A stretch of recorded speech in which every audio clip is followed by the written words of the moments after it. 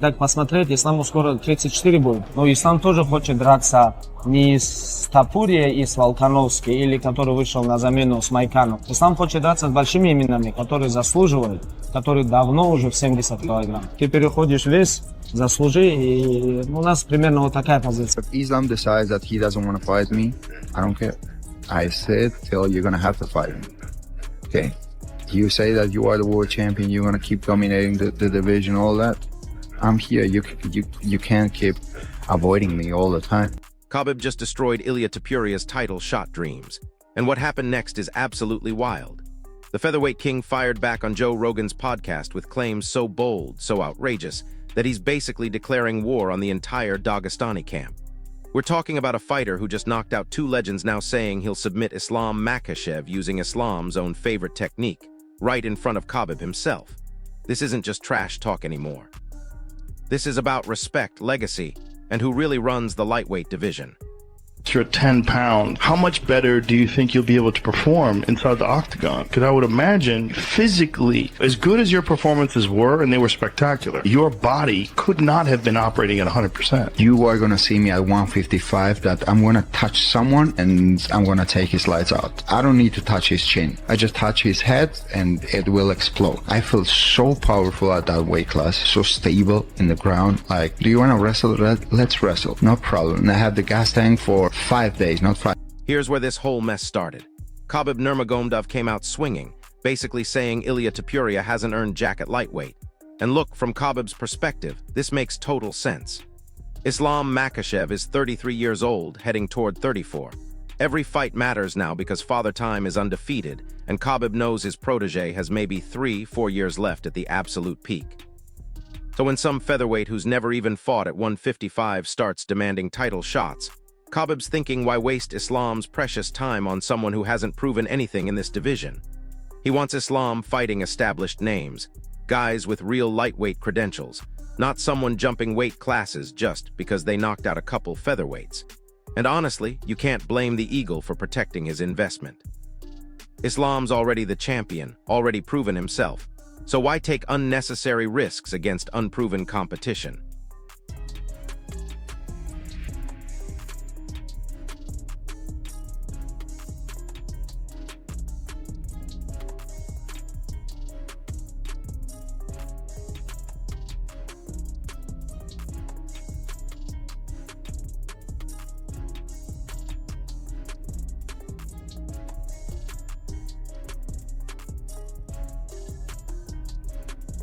Wish the UFC would eliminate weight cutting. Why they are Doesn't allowed make to do that? Sanctioned cheating that everybody has to do. Yeah, like Islam. Islam Makhachev is huge. How he makes 155 is, I don't understand it. Every time I stand next to him. But here's where Topuria absolutely lost his mind on the Joe Rogan podcast. This dude didn't just defend himself, he went full savage mode. First, he's talking about how moving up to lightweight has been a complete game changer for his body. He's saying those extra 10 pounds have made him feel more powerful, more explosive, more stable than he's ever felt in his entire career. And get this, he's claiming he was never even operating at peak strength when he was destroying people at featherweight. Think about that for a second. This man knocked out Max Holloway and Alexander Volkanovski while allegedly not even at full power.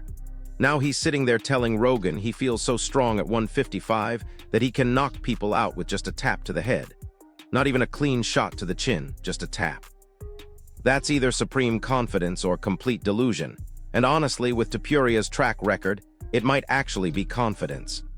Дрался с чемпионом 66, летел к нему. Он сам на то, да, в Австралию полетел, у него там на заднем дворе подрался. Команда, мы считаем, что Топурия, он достойный боец. Но он чемпион, защитил пояс, выиграл очень серьезных ребят. Но эти все ребята, которые были в 66, даже тот же самый Холлоуэй, который он выиграл, он перешел на 70, он ничего не сделал. Из-за этого нам нужно, чтобы Исламу тоже немного осталось. Если так посмотреть, Исламу скоро 34 будет. Но Ислам тоже хочет драться не с Топурией и с Волконовской, или который вышел на замену с Майканом. Ислам хочет драться с большими именами, которые заслуживают, которые давно уже в 70 килограмм. Ты переходишь вес, заслужи, и у нас примерно вот такая. Now listen to this part, because this is where things get absolutely insane. Topuria didn't just say he could beat Islam Makhachev. He said he would ask Islam what his favorite submission technique is, then submit him using that exact same method. But wait, it gets worse. He said he'd do it right in front of Khabib, and he'd do it faster and more dominantly than Khabib ever did to anyone in his career. This dude is basically saying he's going to out-Khabib while Khabib watches from cage side. He talked about how Khabib used to dominate people on the ground, control them, even have conversations with them while beating them up. Topuria said he'd do the exact same thing to Islam, take him down, control him completely, and talk to him the whole time. That's not just confidence, that's borderline disrespectful to the legacy of the greatest lightweight of all time.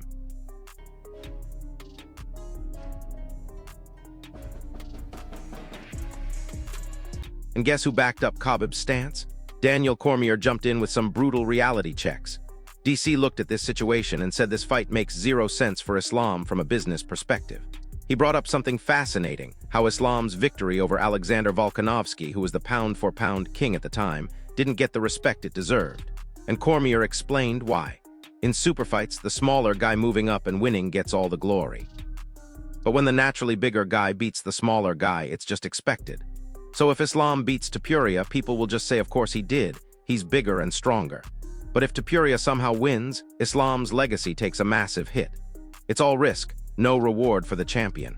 Cormier's basically saying Islam has everything to lose and nothing to gain, which makes this fight a terrible business decision for the Dagestani camp.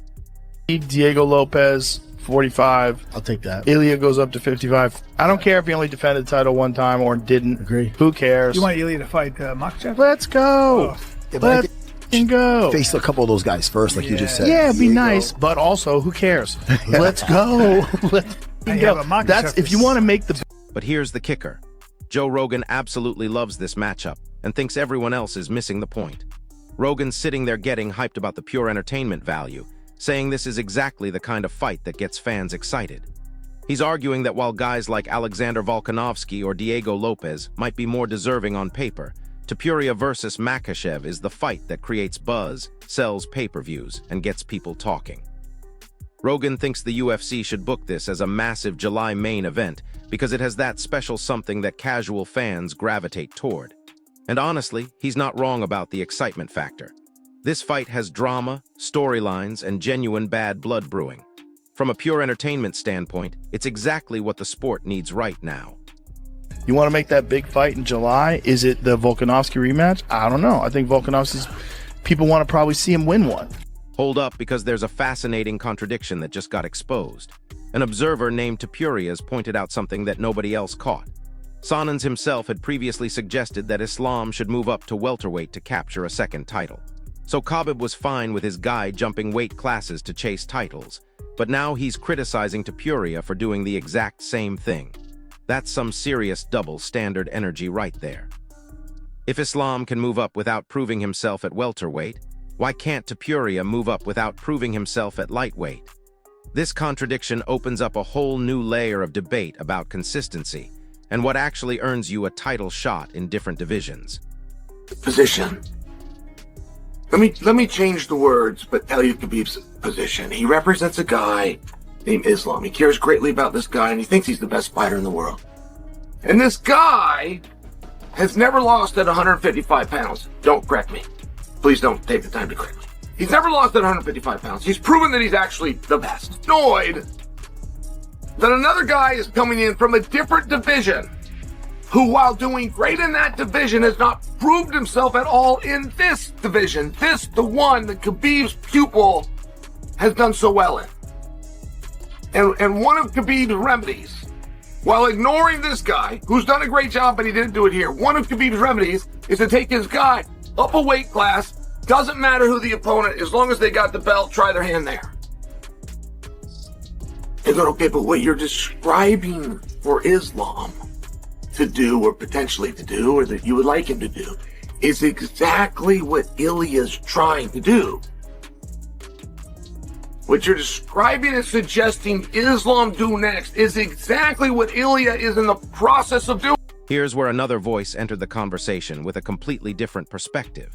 Chael Sonnen made the case that Topuria's featherweight dominance should absolutely count toward his lightweight credentials. Sonnen argued that dismissing Topuria's incredible achievements just because they happened at 145 instead of 155 completely undermines the argument against him.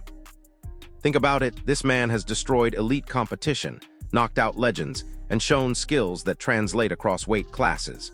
Zonen's point is that fighting ability doesn't just disappear because you add 10 pounds. If anything, those extra 10 pounds might make Topuria even more dangerous than he already was. It doesn't sound that bad. For me, talking about Ilia Topuria, you got an undefeated champion of the world who's now in your weight class. Obviously, he's the number one contender. But for other guys to go, well, but he hasn't proved it here. Matter of fact, look, he's got no ranking here. He's got no wins over anybody here. We don't discount what he did, but he didn't do it here. And get this, Topuria doubled down on his confidence in the most outrageous way possible. On that same Joe Rogan podcast, he declared that fighting Islam Makhachev at lightweight is the single fight he wants most in the entire sport. Not just any fight, the one fight that matters most to him. His reasoning is actually pretty smart from a business standpoint. He pointed out that every other top lightweight contender has already lost to Islam, which means he's the only fresh, undefeated challenge available. Topuria sees this as his path to the biggest fight and the biggest payday possible. But then he took it even further, saying that even if Islam tries to avoid him, it doesn't matter because he's going to prove beyond any doubt that he deserves this opportunity. The confidence is absolutely through the roof. Now here's where the expert opinions start getting really interesting. Demetrius Johnson, one of the greatest fighters of all time, weighed in with some technical analysis that's worth paying attention to.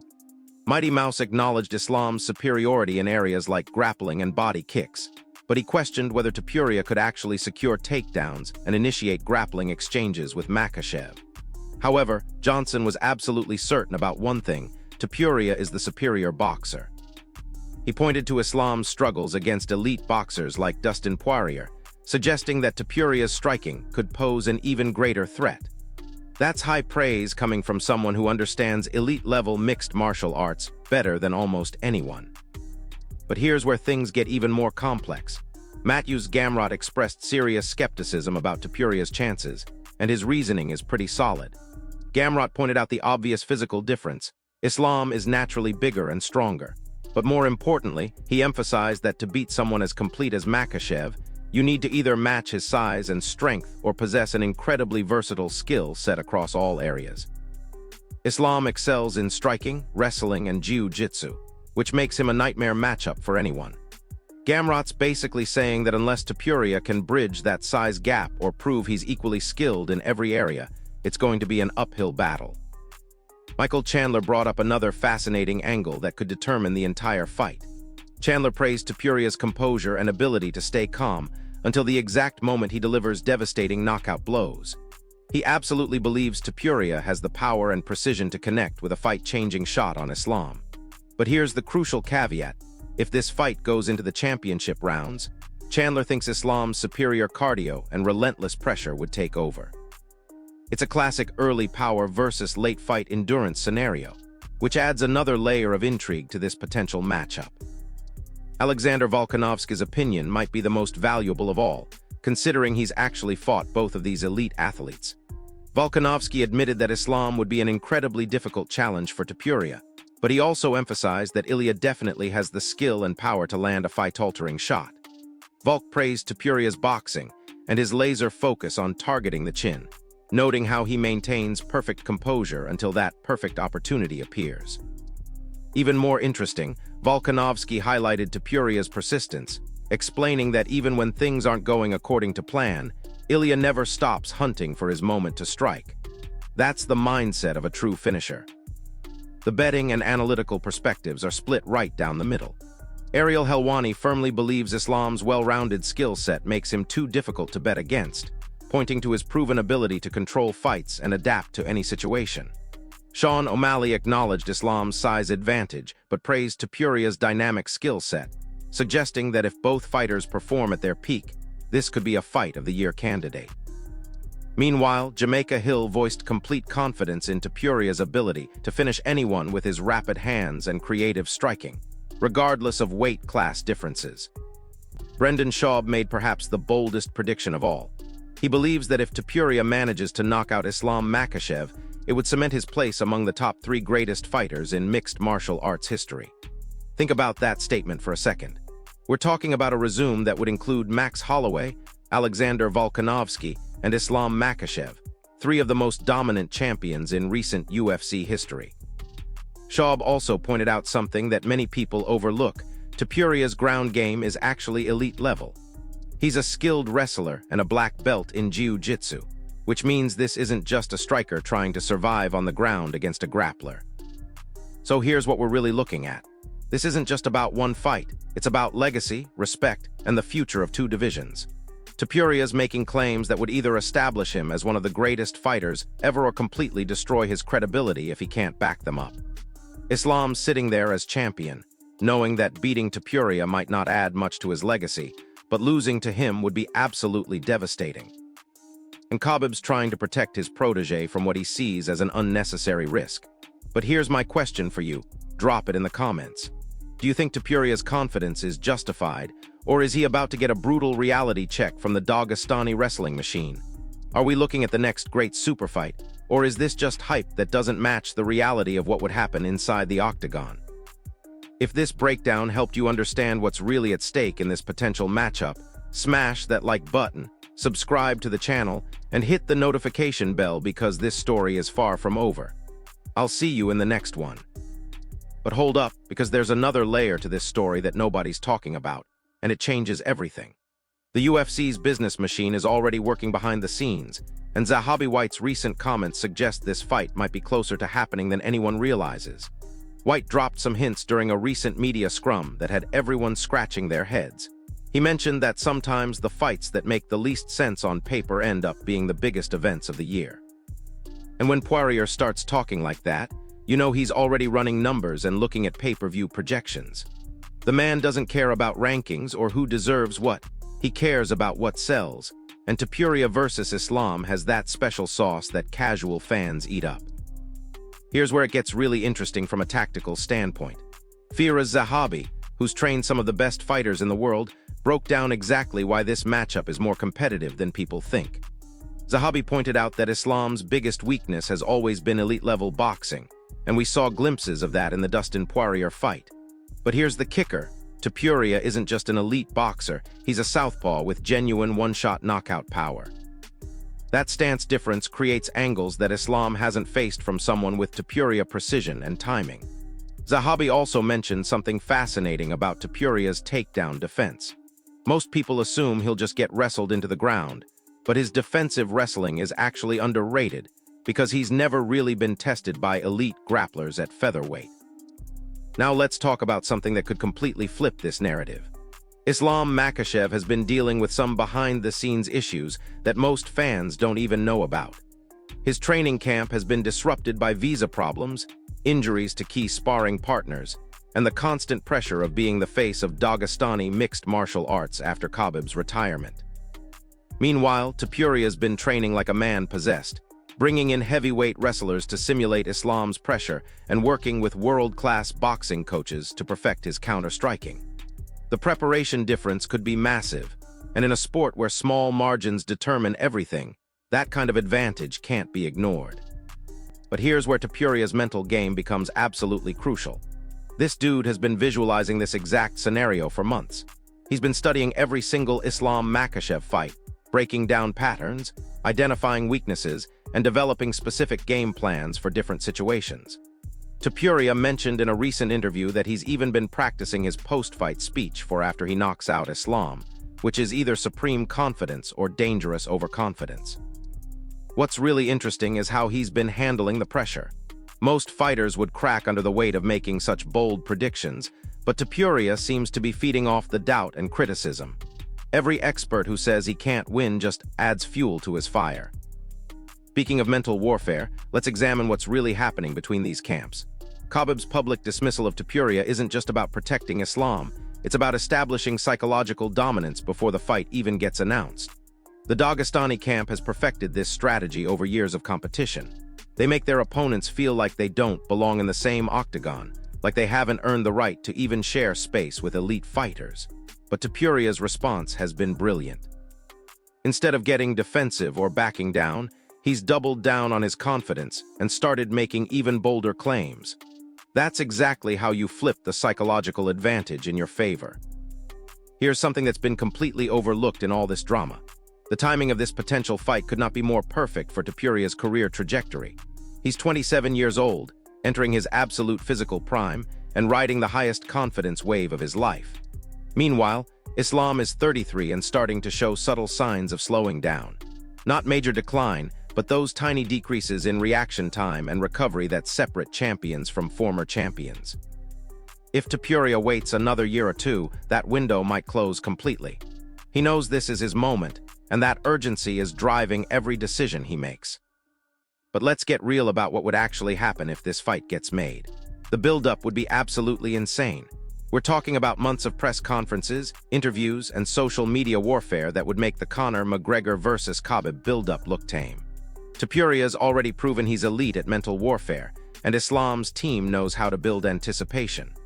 The international appeal alone would be massive. You've got the Spanish fans going crazy for Topuria, the entire Muslim world supporting Islam, and American fans just excited to see violence at the highest level. From a promotional standpoint, this fight practically sells itself.